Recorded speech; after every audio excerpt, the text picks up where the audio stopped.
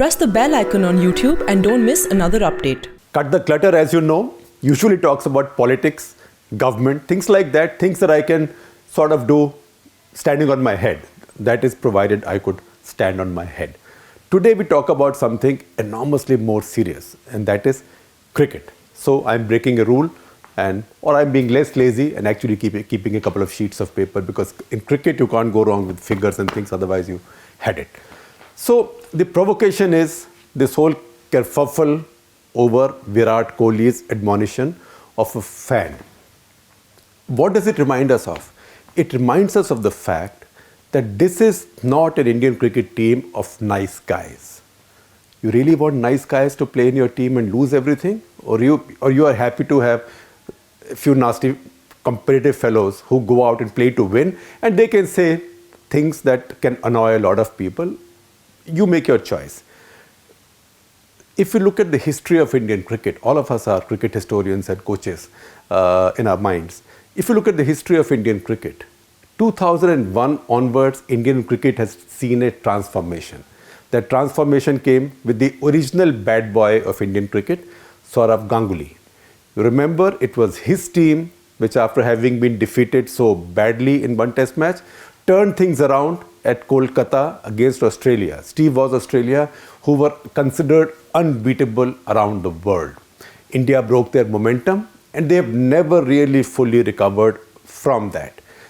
India since then has been the world #1 test team twice, including currently now, although they'll be tested later this year in Australia. But India's winning record has improved phenomenally. If you look at basic data, as my friend Mohandas Menon, the statistician, gives it to me, in the first 35 years of playing test cricket, 1932 to 1967, we won only 10 out of 100 test matches. That is like Bangladesh today. In the next 25 years, we won about 21% test matches. That is when Kapil came in, Gavaskar came in, some of these good players came in, they were fighters. And then the post-Ganguly phase, out of about 200 test matches since then, as of today, we have won 90 test matches. That is a winning record of 45%. Again, Mohandas Menon tells me this is now third in the world, just a little bit behind South Africa, a little bit more behind Australia, although that might level out in years to come. But ahead of England, ahead of Pakistan, ahead of Sri Lanka, and definitely ahead of the West Indies. So this transformation has come at a time when Indian cricket has got two more things. One, it's got more money, and two, it's got its controversies. Before that, in all controversies, India used to be the victim. The John Lever Vaseline incident in Delhi, Kepler Wessel, South African captain, hitting Kapil in the shin in South Africa and leaving a big bruise there, an Indian team swallowing that without really making a big ruckus about it.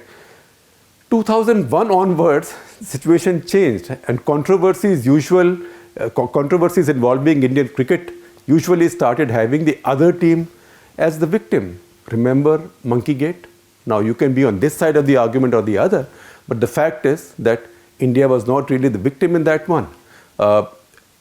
Couple of times ICC tried to punish Indian cricketers. Indian cricket was able to use its clout. Remember Lalit Modi flying into Australia, South Africa to sort things out. Why did that happen? Because as India began winning, Indian fans began to pay more for cricket and for endorsements. And the cricketers got richer. The board also came to be led by people who were not really old princelings, whose main idea in life, Fateh Singh Rao Gaikwad or Maharaj Kumar of Vizianagaram, or even Madhavrao Scindia, whose main idea was to get the Australian or English cricketers or administrators' endorsement. These were people, I.S. Bindra, Lalit Modi, N. Srinivasan, Jagmohan Dalmia, Sharad Pawar, who were hard-driving people who meant business and who knew they could leverage Indian cricket's new strength to make more money. That money only came because India started to win. Now, the second thing that happened was that suddenly the demographics of Indian cricket changed. People did not come from one area. Bombay lost its sway over Indian cricket. Even Karnataka's sway over time declined. And people began coming in from a much larger demographic all over the country. And many of the people who came in broke into cricket at the national level very early in their lives. So India saw the rise of a full-time professional cricketer. Youngsters who from the age of 10, 11, 12 knew this is what they were going to do and focused on this, then played for the under-19 team and then came into the IPL later, etc., etc., etc. And so India produced this enormous amount of talent in areas where it never existed. For example, fast bowling never existed. Today, India has so much fast bowling depth, it can rest 3 fast bowlers, each of whom can play for India anywhere, on any pitch. So this depth and strength has come because of success. And success has come at a price. And the price is Indian cricketers have stopped being nice guys. They've stopped being the guys who will offer the other cheek or who will duck when a fast bowler bowls at them and then sort of smile nicely at the fast bowler hoping that he will not again bounce at them. So Kapil Dev explained this new phenomenon to me. In fact, to some of us at a book release, at Akash Chopra's book release, he said that in the Bombay batting school of the past, if the batsman hit a fast bowler for a 4, he almost looked apologetic and looked the other way. He never looked at the fast bowler out of the fear that the bowler may get annoyed. But today, when Kohli hits a fast bowler for a 4, he glares at him in the eye and almost says, "Go fetch." That is the change this Indian cricket has now brought about. And that is the fruit that we are now plucking. That's why we genuinely feel bad now if we lose. In fact, we are surprised if we lose because we got used to winning. In the past, we were only used to losing. Now, in that process, if your cricketers sound ruder than before, then remember there was an era before Ganguly and there's an era post Ganguly. This is now the peak of that era. Now, before I let you go on the cricket issue, I will bust another odd myth for you. Think of the great players of the past. Umrigar, Mankad, Nadkarni, Pataudi, Senior Manjrekar. Not one of them would have made it to an all-time Indian great 11 today. Mostly because of the fitness levels required now. And says in the case of someone like Pataudi who was fit, his batting average simply would not have fitted him. The other myth. We like to believe that the great spin bowlers of that period, of the golden era of Indian spin, Bedi, Prasanna, Chandrasekhar, and Venkat Raghavan in reserve, was the greatest asset India had at that point and will never be equaled. I will tell you some facts to put this in a different perspective. Today, all the main Indian spinners will be ranked higher than the great spinners of the past. Ravichandran Ashwin, at nearly a wicket per 53 balls, is the most successful spin bowler since the Second World War. He's ahead of Muralidharan, who's 55, Vaughan, who's 57 wicket per ball. After him can you imagine who comes after him? It's Ravindra Jadeja at about 62. Then Anil Kumble at 66. Anil Kumble stands exactly with Chandrasekhar at 66. Then Venkat is 95, Venkat Raghavan.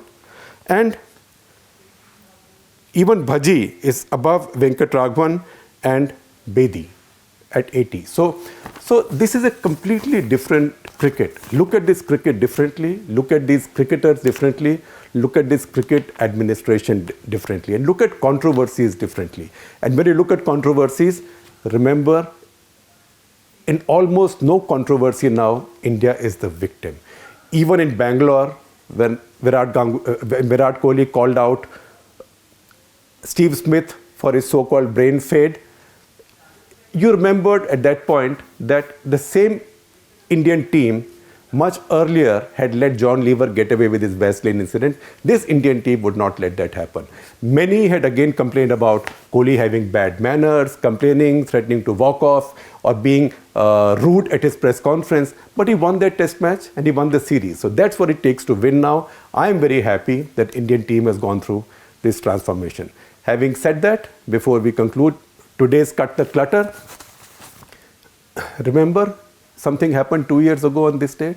Demonetization. Now government's been very quiet on its second anniversary.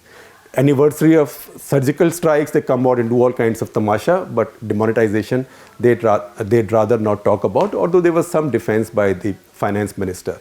So the demonetization now, it's quite clear, achieved nothing. It's a case of, you can choose your metaphor, khoda pahad aur nikla chuha, na khuda hi mila na visale sanam.